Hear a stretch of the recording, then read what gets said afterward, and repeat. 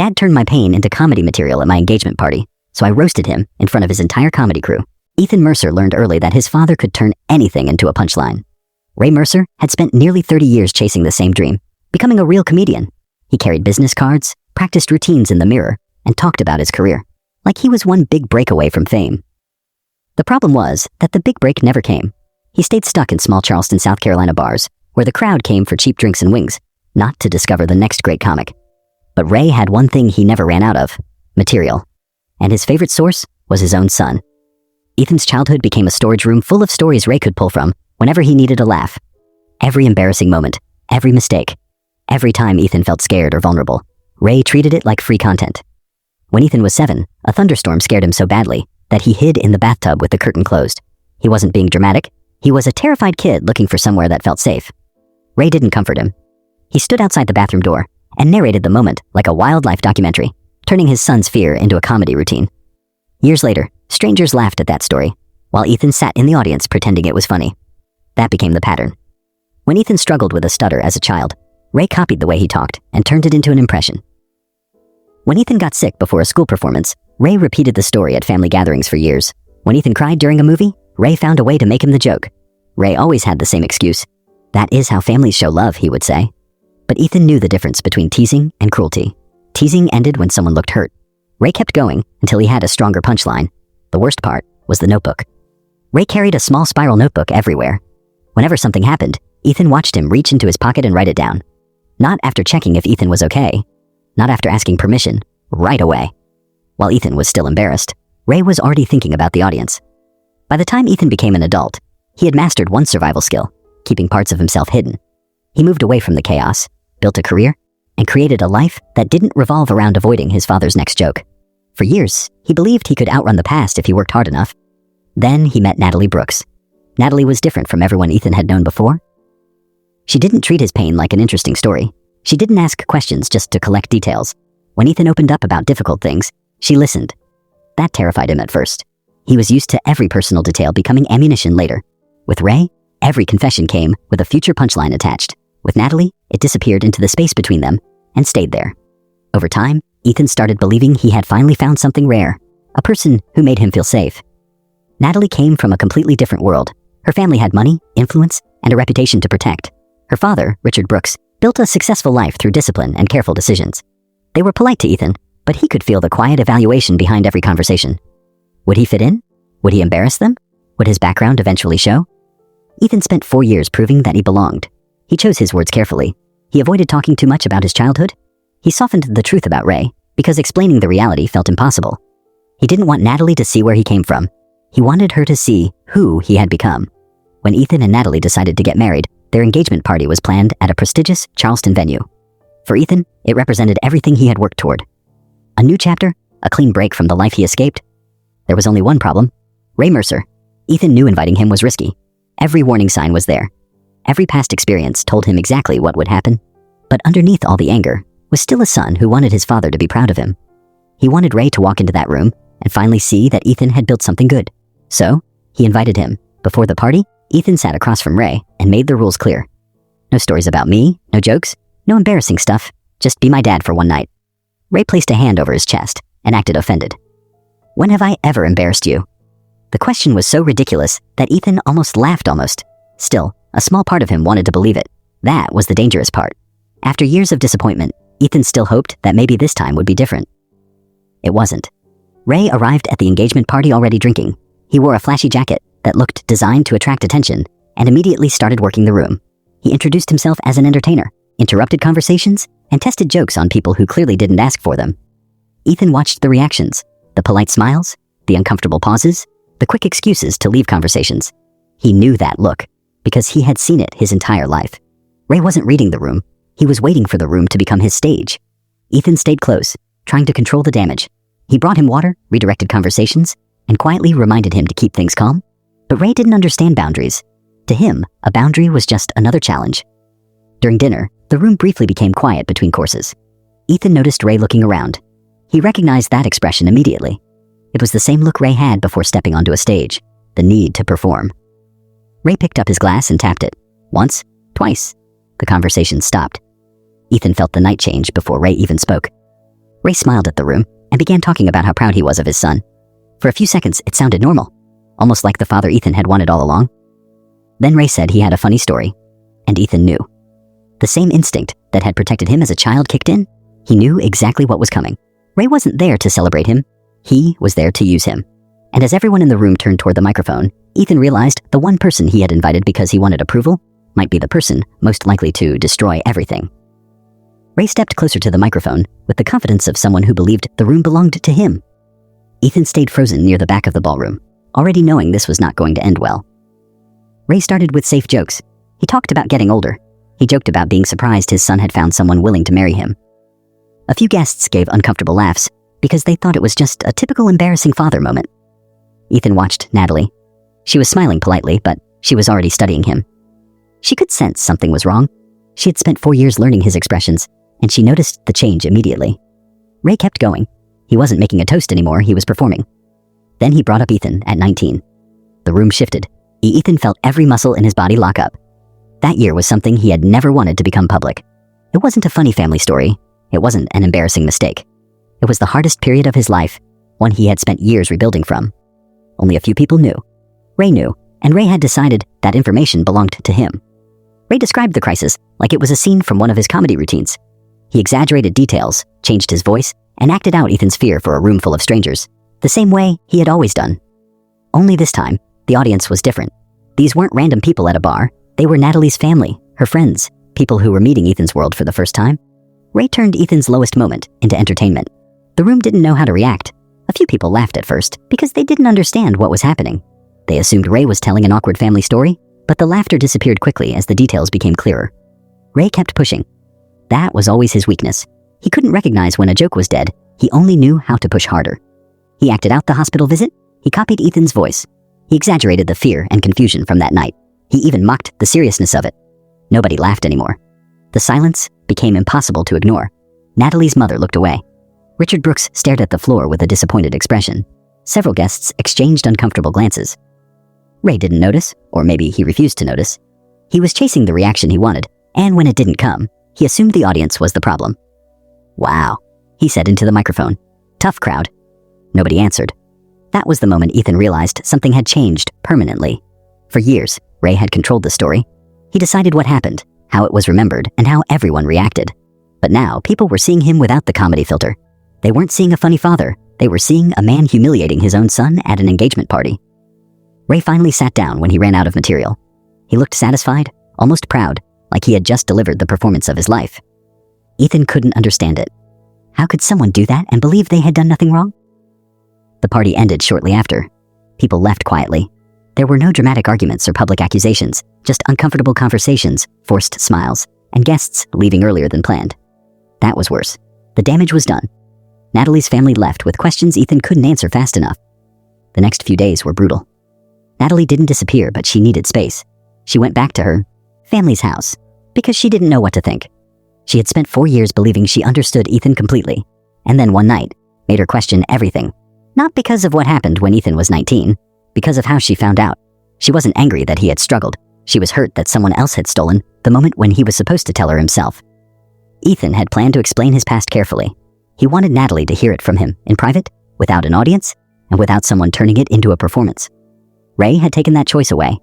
For weeks, Ethan and Natalie worked through the damage. They talked through what happened, what Ethan had survived, and why he had hidden certain parts of his past. Eventually, Natalie understood. She saw the difference between a difficult chapter and the person Ethan had become. But trust with her family was harder. Richard Brooks and the rest of Natalie's relatives had seen the worst possible introduction. They didn't know Ethan's history. They only knew the version Ray had performed. A man who looked unstable. A man whose own father seemed to confirm every fear they had. Ethan had to explain everything from the beginning. He had to tell the truth while competing against the most memorable version of the story, the one told on a stage. Months passed, slowly. Things improved. Natalie stayed. That mattered more than Ethan could explain. But something between them had changed. Not because she stopped loving him, not because she believed Ray, because a moment that should have belonged to them had been stolen forever. Then Ethan discovered Ray had moved on. Not emotionally, professionally. A friend from the local comedy scene mentioned that Ray had started performing a new routine about the engagement party. At first, Ethan thought he had misunderstood. He hadn't. Ray had taken the disaster itself and turned it into another joke. The failed speech, the silent ballroom, the uncomfortable guests, all of it had become new material. According to Ray, the problem was the audience. He told people wealthy crowds had no sense of humor. He framed himself as the victim. Ethan called him. He expected an apology. Instead, Ray sounded annoyed. "You don't understand comedy," Ray said. Ethan stared at the phone. "You exposed something I trusted you with." Ray laughed. "That is the point. Real life is funny." "No, you hurt me. You're too sensitive."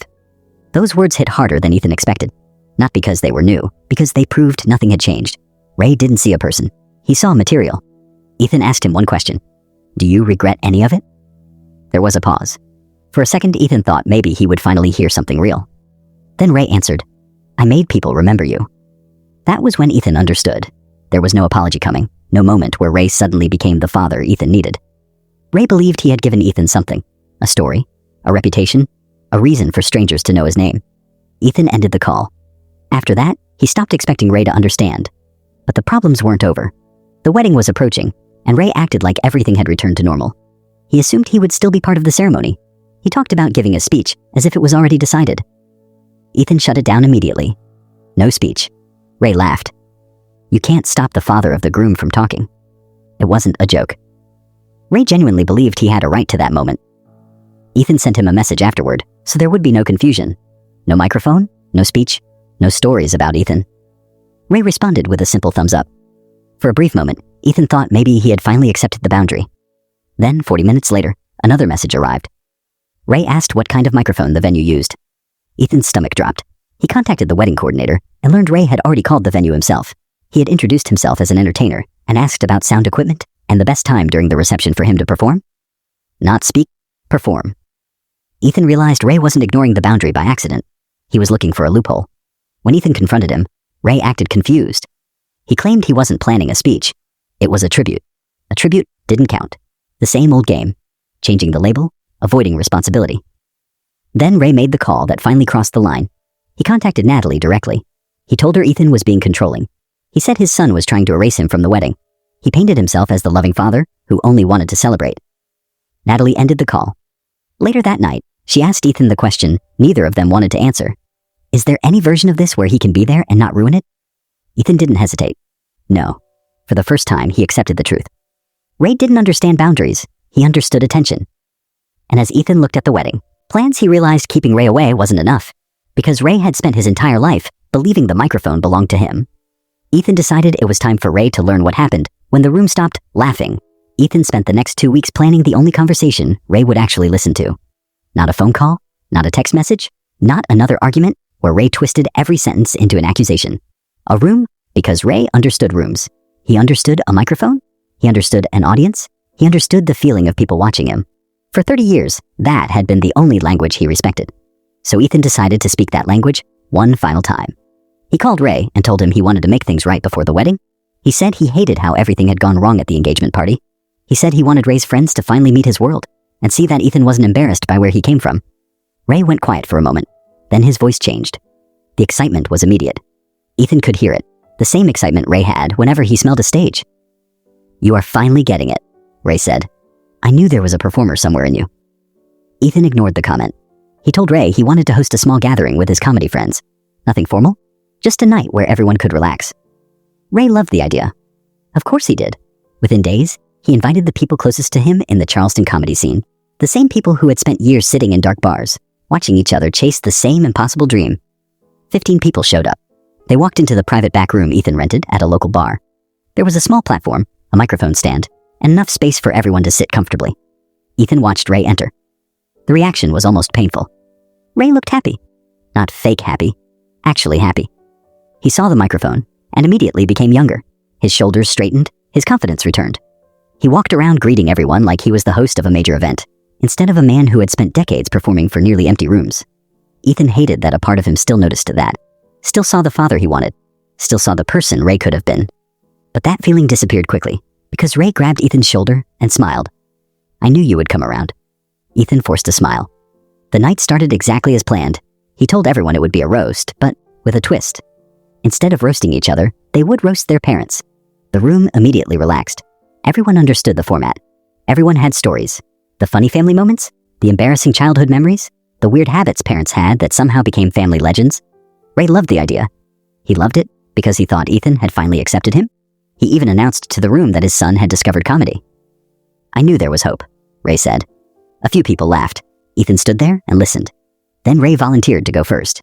Ethan wasn't surprised. Ray had never been good at waiting for attention. He grabbed the microphone before anyone could stop him. The first few minutes were exactly what Ethan expected. Ray told old stories, the bathtub story, the childhood embarrassment stories, the school performance, the moments Ethan had spent years trying to forget. The room laughed, not because the stories were harmless, because Ray had trained them to. They were his friends. They knew his rhythm. They knew when to laugh, when to react, when to support another comedian. Ray finished his set and sat down smiling. He looked at Ethan like they were finally sharing something, like father and son were finally connected by the same thing. Ethan looked back and smiled, but there was nothing warm behind it. A few other people performed, and for a while, it actually felt normal.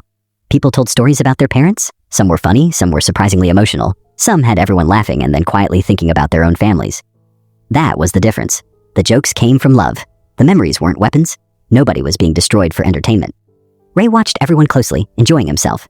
He laughed the loudest. He wanted everyone to see him as the experienced comedian in the room, the person everyone respected. Then Ethan's name was called. Ray immediately started clapping. "There he is," he said. "Let us see what you have got." The room looked at Ethan with the same expectation they had given everyone else. A funny story, a childhood memory, a joke. Ethan walked to the microphone. He looked around the room. 15 people who had laughed at stories about him for years. Then he looked at Ray. Ray was sitting in the second row, relaxed, confident, waiting to be entertained. Ethan picked up the microphone. "I have spent my whole life listening to my father tell stories about me." A few people smiled. They expected a joke. "So I thought it was only fair that people finally hear the stories about him." The room changed slightly. Ray's smile remained, but his posture shifted. Ethan started with Ray's childhood, not rumors, not exaggerations, facts.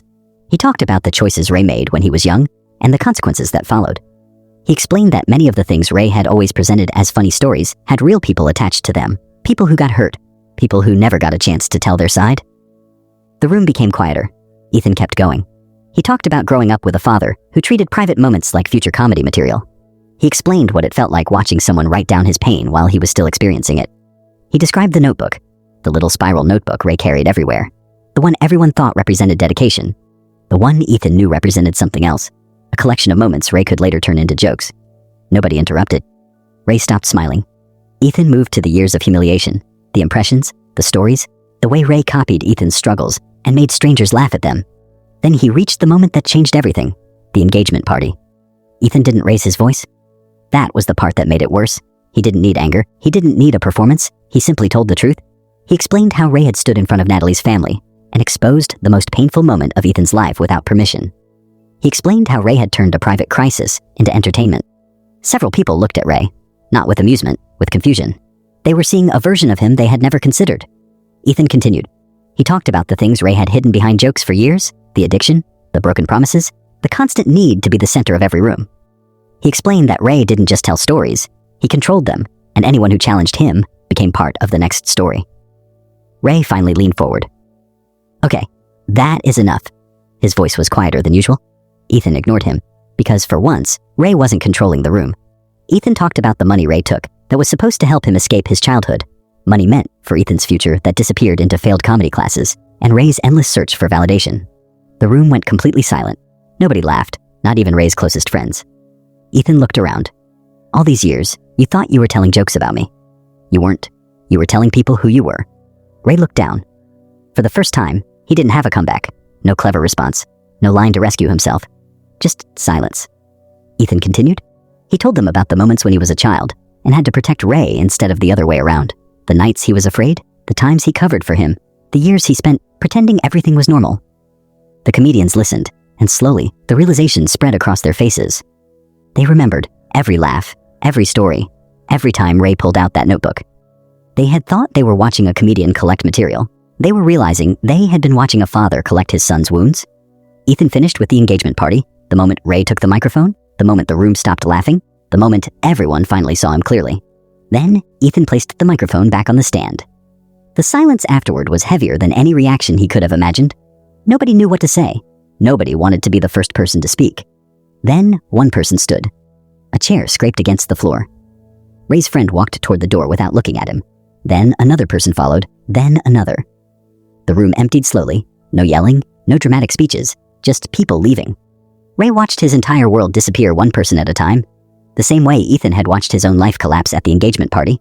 Except this time, Ray was the one sitting in the silence. Ray stayed in that chair long after everyone left. The microphone was still on the platform. The lights above the small stage were still shining. Empty glasses covered the tables, abandoned like everyone had forgotten they were there. For once, Ray Mercer had exactly what he always wanted: a room, a stage, attention. But there was nobody left to watch. Ethan stood near the door, waiting for something. An apology? Anger? An excuse? Anything that proved there was still a person underneath all the performances. Ray looked up at him. His face was different. Not angry, not confident, just confused. Why? Ray asked. It was the first honest question Ethan had ever heard from him. No joke followed, no sarcastic comment, no attempt to turn the moment into something useful. Just one word. Ethan almost didn't know what to do with it. For 30 years, Ray had always had a response. Every situation had a punchline waiting. Every mistake could be reframed. Every criticism could become someone else's problem. But now there was nothing to hide behind. Ethan looked at the empty room. You spent my whole life making sure everyone heard your version. Ray opened his mouth, then stopped. Ethan continued. You never wondered what it felt like to be the person in the story. Ray looked away. That reaction told Ethan more than any apology could have, because Ray still didn't understand the damage. He understood losing the audience, he understood losing respect, but he had never fully understood losing Ethan. And that was the difference between them. Ethan walked out. This time, he didn't wait for Ray to call him back. He didn't expect a miracle. He didn't expect his father to suddenly become someone else. The next morning, the consequences started. The recording from the roast spread quickly through the Charleston comedy scene. Ethan didn't share it. He didn't need to. Someone else had recorded it. Within days, people who had known Ray for years were hearing the stories he had always avoided discussing. The jokes changed. The conversations changed. The people who used to invite Ray onto small stages stopped returning his messages. The same community that once treated him like the experienced veteran of the scene started keeping their distance. Ray had built his entire identity around being the person who controlled the room. Now every room remembered what happened when the microphone was turned around. He lost the thing he valued most, not his career. There wasn't much of one left to lose. He lost the illusion. Meanwhile, Ethan had to deal with the aftermath in his own life. The wedding was still happening, but everything felt different. For months, Ethan and Natalie had been rebuilding what Ray damaged. They had learned how much work it took to repair something that was broken by someone outside the relationship. Natalie never blamed Ethan for what happened, but she also didn't pretend it hadn't affected them. One night, while they were sitting together after another long conversation, she asked him something he had been avoiding. Do you feel better? Ethan thought about it. The answer was complicated. Part of him did. He had finally said everything he had spent years carrying. He had watched Ray lose the audience he cared about more than anything. He had seen the man who once seemed impossible to challenge, finally forced to listen. But there was another feeling underneath, one he didn't like admitting. The revenge had worked, that was the problem. For years, Ethan hated how Ray used pain as entertainment. He hated how Ray turned suffering into a performance. Then Ethan did something similar. He planned it. He controlled it. He created the perfect moment. The difference was that Ethan told the truth, but the method still bothered him. Natalie noticed. You wanted him to understand, she said. Ethan nodded. I did. And did he? Ethan looked down. I don't know. That was the part that stayed with him. Ray had finally been embarrassed, but embarrassment wasn't the same as accountability. Pain wasn't always the same as change. Ethan had learned that from living with Ray. The wedding eventually happened. It wasn't the perfect celebration Ethan once imagined. Some people from Natalie's family remained cautious. Some relationships never completely recovered from the engagement party, but Natalie was there. That mattered. She knew the whole story now. Not Ray's version. Not the version told for laughs. The real one. Ethan no longer had to hide pieces of himself to seem acceptable. For the first time in his life, he wasn't trying to prove he belonged. He simply existed. Months later, Ethan received a message from someone in the old comedy scene. Ray had stopped performing. At first, Ethan didn't believe it. Ray had always found another room, another audience, another place to tell the same stories. But this time he hadn't. He had disappeared from the open mic circuit. Nobody knew if it was permanent. Nobody knew if he was actually changing. Ethan didn't chase the answer. That was something he had to learn. His life could not keep revolving around Ray's choices. For decades, Ray had controlled the center of every story. Even when Ethan hated him, Ray was still controlling his attention. Walking away meant taking that control back. A year after the roast, Ethan returned to Charleston for a family event with Natalie. They passed the same part of town where Ray used to perform. For a moment, Ethan remembered the old nights, the bars, the microphones, the strangers laughing, the stories Ray told. But the memory felt different now. It wasn't a wound. It was just a memory. Later that evening, Ethan found an old box of things he had kept from childhood. Inside were forgotten photographs, school papers, and small reminders of a version of himself that spent years trying to survive. He found one picture of himself as a child.